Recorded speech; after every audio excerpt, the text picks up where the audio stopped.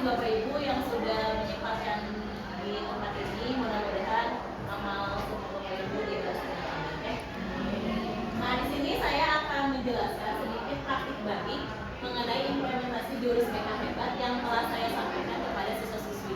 Mungkin waktu itu saya pernah memberikan 2 jurus ya. Masih ingat nggak Bapak Ibu jurusnya? Satu apa? Apa jawaban ingat nggak? Satu, jalin koneksi.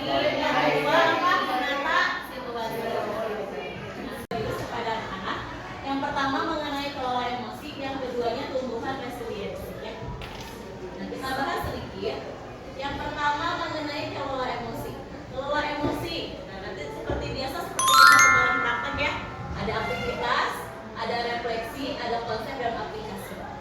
Aktivitasnya apa yang dilakukan anak-anak? Nah, aktivitas yang dilakukan anak-anak waktu itu adalah bermain kertas emosi. Jadi anak-anak yang saya sampaikan itu mengenai perasaan dia ketika dia terlambat ke sekolah, terus tugasnya hilang yang selama ini dia telah kerjakan, terus orang tuanya di ICU. Nah, itu kan mereka pasti kan emosinya berubah-ubah ya. Nah, itu yang saya refleksikan. Terus konsep yang diberikan. Konsep atau materi yang diberikan dalam jurus ini salah satunya yaitu ada self-awareness atau mengenali peta emosi. Jadi anak-anak harus mengenali emosi-emosi mereka. Sebenarnya Bapak Ibu emosi itu perlu nggak sih dalam diri kita? Perlu ya. Kadang kita menangis, kadang kita tertawa, gitu. Kadang kita bahagia, gitu ya. Bapak Ibu pernah merasakan emosi? Bete, nah, bete. Butuh tadi saya. Bete. Oke, setelah kita mengenali emosi, anak-anak muda dipilih untuk membuat roda pilihan atau wheel of choice ya. Kalau saya menyebutkannya minta maaf ya, termis-mis bahasa Inggris. Roll off, baik kalau kontutan roll off apa? Berhitung? Berhitung sampai 10. Ya, jadi kalau misalnya POB lagi emosi, boleh berhitung misalnya 1, 2, 3, 4, 5, 6, 7, 8, 9, 10. Terus kalau misalnya masih emosi, untuk lagi gitu ya. Kalau misalnya go to another game, pergi dulu ke permainan yang lain gitu ya. Atau share text atau misalnya bisa berbagi ya. Boleh kalian misalnya Bapak Ibu bisa berbagi ke teman gitu ya, ke bestie atau ke sahabat gitu ya. Dan otak reptil dan pawangnya. Jadi anak-anak cara menerawangnya dengan mengepalkan tangan. Jadi seolah-olah si ini jempol itu sebagai emosi kita. Kemarin tadi coba tarik nafas, coba tenangkan, itu berarti Allah dan Dino, gitu ya. Nah, jadi anak-anak disuruh membuat papan cuaca. Di sini cuaca emosinya seperti sedih, senang, gitu ya. Jadi digambarkan. Kalau sedih gimana katanya, gambarnya gitu ya. Terus kalau senang berarti kayak ada matahari gitu, tersenyum gitu. Terus biasa saja, terus ada takut juga, ada malu dan marah. Nah, anak di sini bisa mempraktekkannya. Terus kelompok 2 membuat roda pilihan mengendalikan emosi. Itu dengan cara bagaimana nih? Kayak gini contohnya. Yang tadi kita jelaskan ya. Jadi anak menuliskan beberapa roda pilihan dalam pengendalian emosi. Terus yang ketiga, kelompok 3 menampilkan drama dari perubahan emosi berbagai macam. Nah, kelompok 3 itu diberikan satu teks drama. Jadi mereka memerankan, misalnya ada yang suka marah-marah, ada yang suka tiba-tiba gitu ya nangis gitu, ada yang pemaaf orangnya dan sebagainya. Jadi anak-anak mencoba role playing atau bermain peran.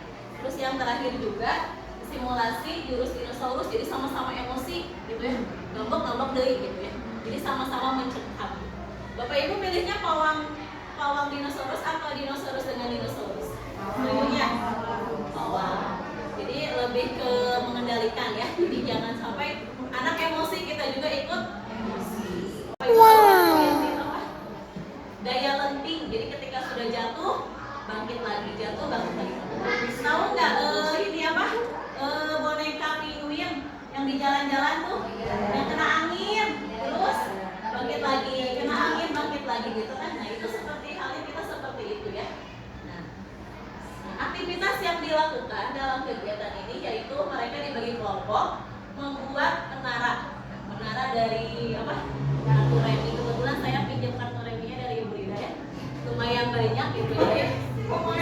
sambil makan. Jadi sekarang kalau kita lihat Bapak Ibu ya, kita sering mendengar banyak misalnya seorang anak sering diajak diejek dan tidak punya ayah SD di Banyuwangi tewas gantung diri, gitu ya. Atau misalnya tambahan dibully sebagai anak yatim, siswa SD bunuh diri.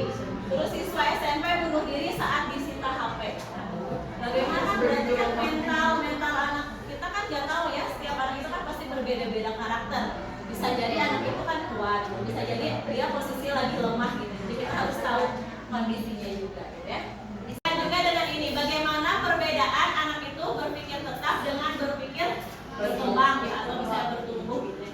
Contoh misalnya kesuksesan, saya bisa sukses jika punya bakat. Itu fixed message-nya, berarti kalau pikir ya tetap. Kalau misalnya grow message-nya, saya bisa sukses dengan berusaha, ya. Jadi tidak apa adanya gitu. Jadi mereka tuh ada usahanya. Terus kegagalan, misalnya aplikasi juga anak-anak membuat kelompok dan diberikan satu situasi dan mereka diberi kesempatan untuk memberikan kalimat dukungan.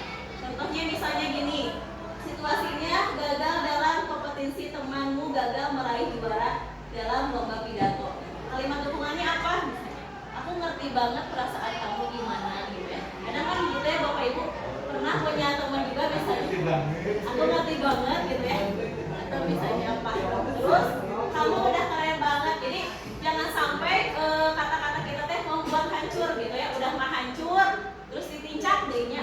Lebih sakit gitu ya. Jadi coba kita lebih empati, merasakan apa perasaan. Nah itu Bapak Ibu ya, contohnya kita punya situasi kalimat dukung ini seperti apa ya. Nanti kita sampaikan, mudah-mudahan nanti lain kesempatan kita bisa lebih baik lagi gitu ya. Terima kasih. Wassalamualaikum warahmatullahi wabarakatuh.